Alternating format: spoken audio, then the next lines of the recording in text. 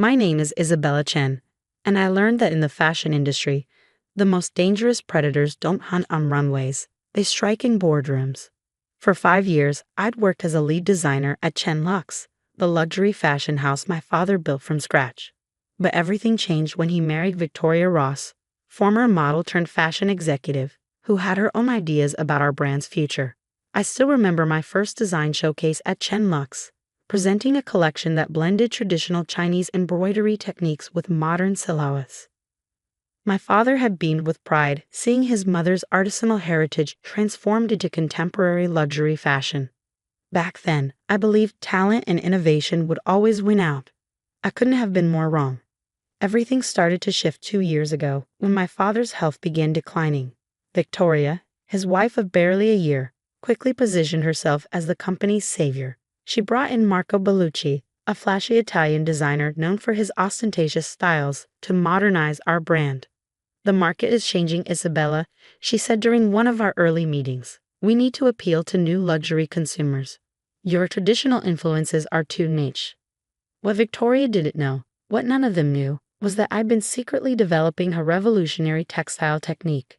Working with my grandmother's old embroidery methods and modern sustainable materials, I created something entirely new, fabrics that seemed to change color and pattern depending on light and movement. For months, I watched as Victoria and Marco stripped away Chen Luxe's unique identity. Our signature subtle elegance was replaced with gaudy logos and flashy designs. But worse was how they treated our artisans, the skilled craftspeople who had worked with my father for decades. "These traditional methods are too slow, too expensive," Victoria declared in a production meeting. "We need to outsource to larger factories." I knew I had to act carefully. My father was too ill to intervene, and Victoria had been steadily consolidating her power within the company. That's when I made my first strategic move. Working with my best friend Sophia, who ran a small but respected fashion consultancy, I began documenting everything. Every design, every technique, every innovation was carefully recorded and dated. More importantly, I filed patents on my new textile technology under my own name, not the company's. "They're planning something," Sophia warned me after attending a private buyer's showcase. "Victoria's been telling people that Chen Luxe is about to undergo a dramatic transformation." She was right. One morning, I arrived at the office to find my design team had been relocated to a smaller space. Marco's team had taken over our main studio, and our artisans had been given notice that their contracts wouldn't be renewed. I confronted Victoria in her office, watching her glossy composure as she explained the necessary changes for the brand's future. "The board agrees," she said, examining her manicure. "Chen Luxe needs to evolve beyond its quaint beginnings." "These artisans are our heritage," I argued. "They're what makes Chen Luxe unique." "Heritage?" she laughed. "Darling, heritage doesn't sell to Gen Z. Marco understands modern luxury. Your little experiments with traditional techniques are sweet, but they don't belong in today's market." That evening, as I sorted through my father's old design archives, I found something interesting. Victoria's evolution plan wasn't just about changing our design direction. She was preparing to sell the company to a major luxury conglomerate. I made a crucial decision then. Instead of fighting Victoria directly, I would let her play right into my hands. Working late nights in my home studio, I developed 2 separate collections. The first featured my revolutionary textile technique, showcasing its full potential in designs that honored both innovation and tradition. The second was a subtle tribute to Chen Luxe's heritage, incorporating elements that only true fashion insiders would recognize. Through Sophia's connections, I arranged a private showing for select buyers and critics, but under a different name. The response was overwhelming. "This is extraordinary," said Elena Romano, one of the most respected critics in the industry. "The way the fabrics transform. I've never seen anything like it." What Victoria didn't know was that my collection had already caught the attention of the biggest name in Italian fashion. Leonardo Visconti, Marco's former mentor and now rival, had seen early sketches through his network of industry contacts. The confrontation came at a board meeting 2 weeks before Milan Fashion Week. Victoria had called the meeting to formally announce her new vision for Chen Luxe, which included buying out my shares at a fraction of their value. "Let's be honest," she said, her voice dripping with false sympathy. "Your amateur designs don't belong in a modern luxury brand. Take the buyout, Isabella. It's more than fair for what you bring to the company. I sat quietly as she outlined her plans, watching board members nod along. They'd all been carefully chosen by Victoria over the past year, each one owing their position to her influence. Any questions? She asked, already reaching for the buyout papers.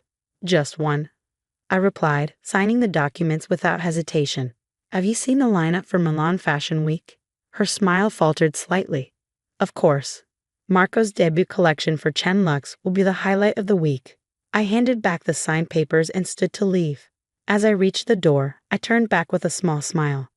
You might want to check the full schedule. I hear Leonardo Visconti is unveiling something revolutionary. Victoria's face showed the first flicker of uncertainty I'd ever seen. She didn't know that in my bag was a contract with Visconti's fashion house, or that my amateur collection would be the centerpiece of his show. Sometimes the best way to deal with fashion industry predators is to let them think they've won, right before you show them what real innovation looks like. The 2 weeks before Milan Fashion Week were a whirlwind of activity, while Victoria and Marco prepared for what they thought would be Chen Lux's triumphant transformation. I worked with Visconti's team to perfect every detail of my collection. This wasn't just about fashion. It was about showing the world what happens when tradition and innovation truly merge. They're panicking, Sophie reported after a visit to Chen Lux's offices. Marco's collection isn't coming together, and the sample pieces from the new factory are showing quality issues. I wasn't surprised. The artisans Victoria had dismissed were masters of their craft, carrying techniques refined over generations. Their replacements, while skilled, couldn't replicate the subtle details that had made Chen Lux special. What Victoria didn't know was that many of those artisans were now working with me, helping to create pieces for the Visconti show. Their skilled hands were essential in bringing my innovative textile technique to life. 3 days before Fashion Week, I received an unexpected visit from Maria Visconti, Leonardo's daughter and the house's creative director. The pieces are beyond anything we expected, she said, examining a dress that seemed to ripple between emerald and sapphire. But are you sure about the timing? Going head-to-head with your former company? It's not about them, I replied, adjusting the fabric's drape. It's about showing that true innovation doesn't mean abandoning heritage. The morning we flew to Milan, fashion blogs were buzzing with speculation about Chen Lux's new direction. Victoria had been giving interviews, promising a complete reinvention of luxury and dismissing the brand's traditional elements as outdated. She's going to regret those words, Sophia said as we checked into our hotel. The fashion press never forgets. Milan was electric with Fashion Week energy. Everywhere you looked, designers, models, and industry insiders were rushing between shows and events. Chen Lux's show was scheduled for Thursday afternoon. Visconti's and my real debut would follow that evening. I attended the Chen Lux show incognito, sitting quietly in the back. Victoria and Marco had transformed the brand alright into something generic and soulless. Gone were the subtle details and exquisite craftsmanship. In their place were loud prints, obvious branding, and garments that could have come from any luxury fashion house. The fashion press was polite but unenthusiastic. Chen Lux loses its soul, read one early review. Heritage brand's identity crisis, said another. But the real drama was yet to come. That evening, the fashion world's elite gathered for Visconti's show. The venue was perfect, a restored 15th century palazzo whose classical architecture would provide a stunning backdrop for my merger of tradition and innovation. Victoria and Marco were there, of course. As major competitors, they had front-row seats to what they thought would be Visconti's regular collection.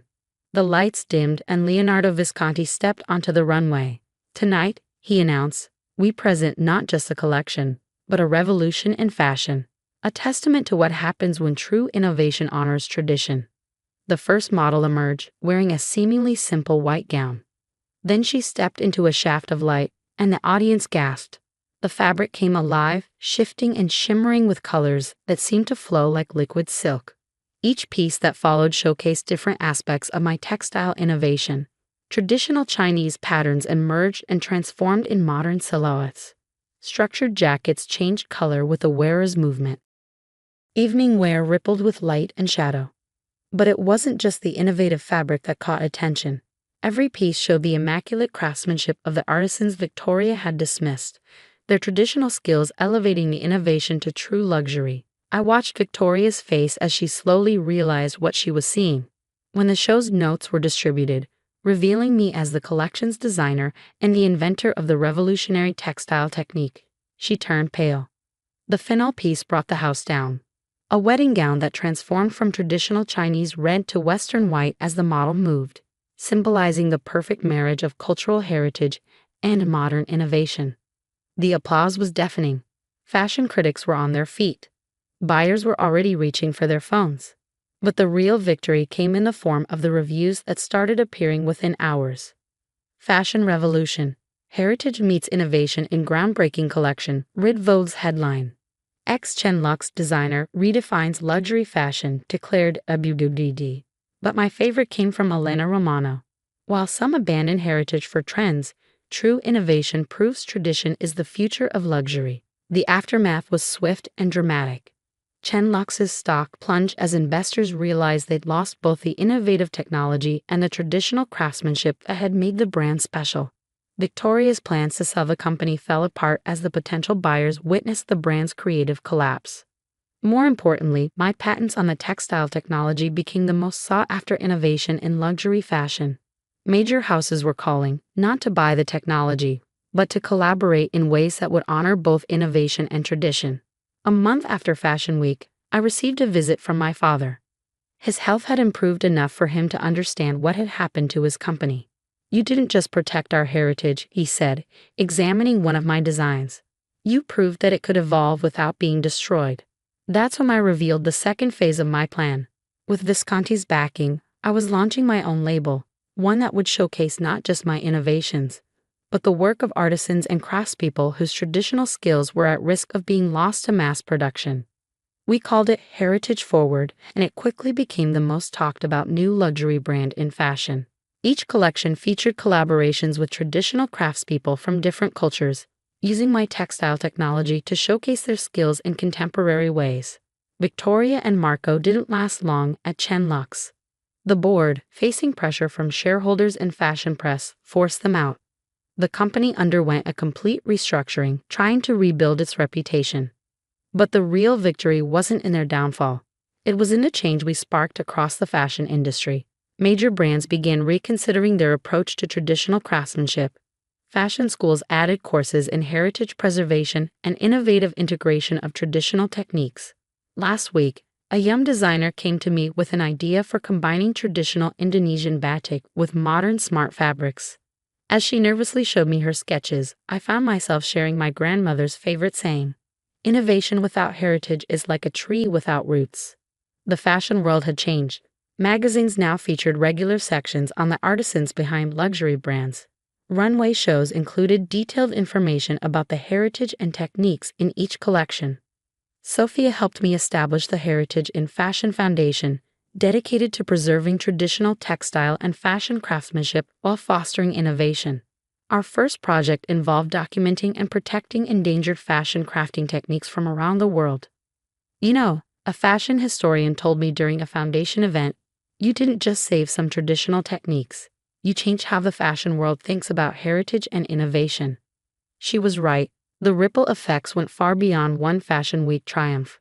Design schools now teach our case as an example of how to innovate while respecting and preserving traditional craftsmanship.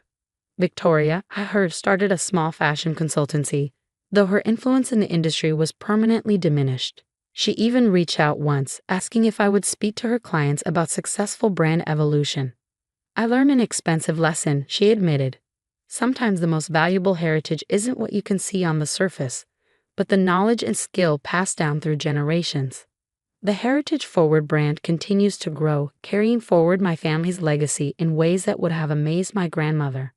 We've helped preserve countless traditional techniques, protected artisanal heritage across multiple cultures, and shown that true luxury innovation doesn't mean abandoning the past. And every time we collaborate with traditional artisans or showcase their skills through new technology, I think about those early days in my father's workshop, watching skilled hands create beauty through ancient techniques, and I smile, knowing that sometimes the best revenge isn't about getting even. It's about preserving what truly matters while leading the way forward. The fashion industry had finally learned that true luxury isn't about trends or logos. It's about the perfect marriage of heritage and innovation, each making the other stronger and more valuable. And that's a style that never goes out of fashion.